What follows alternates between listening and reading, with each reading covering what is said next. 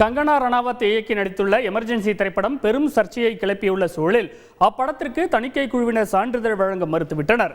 மும்பை உயர்நீதிமன்றமும் தணிக்கை ஆணையத்திற்கு உத்தரவிட இன்று மறுத்ததால் வேறு வழியின்றி பட வெளியீட்டை கங்கனா ஒத்திவைத்துள்ளார். முன்னாள் பிரதமர் இந்திரா காந்தி ஆட்சி காலத்தில் 1975 முதல் 77 வரை அமல்படுத்தப்பட்ட அவசர நிலையை மையமாக வைத்து பாஜக எம்பியும் நடிகையுமான கங்கனா ரணாவத் எமர்ஜென்சி என்ற படத்தை இயக்கியுள்ளார். கங்கனாவே இந்த படத்தில் இந்திரா காந்தியாக நடித்துள்ள நிலையில் படத்தின் ட்ரெய்லர் அண்மையில் ரிலீஸ் ஆகி பெரும் சர்ச்சையையும் விவாதங்களையும் கிளப்பியது. இதில் சீக்கியர்கள் தீவிரவாதிகளாக சித்தரிக்கப்பட்டுள்ளதாக கூறி சீக்கிய அமைப்புகள் மத்திய பிரதேச உயர்நீதிமன்றத்தில் வழக்கு தொடர்ந்துள்ளன.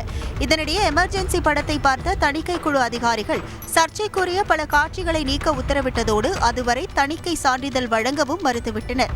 இதனால் திட்டமிட்டபடி நாளை மறுநாள் எமர்ஜென்சி படம் வெளியாவதில் சிக்கல் ஏற்பட்டுள்ளது.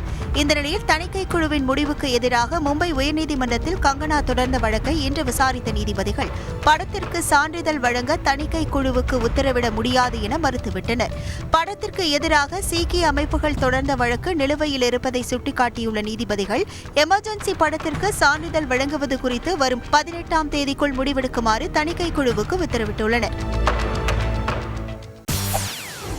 செய்திகளை உடனுக்குடன் தெரிந்து கொள்ள உடனே சப்ஸ்கிரைப் பண்ணுங்க.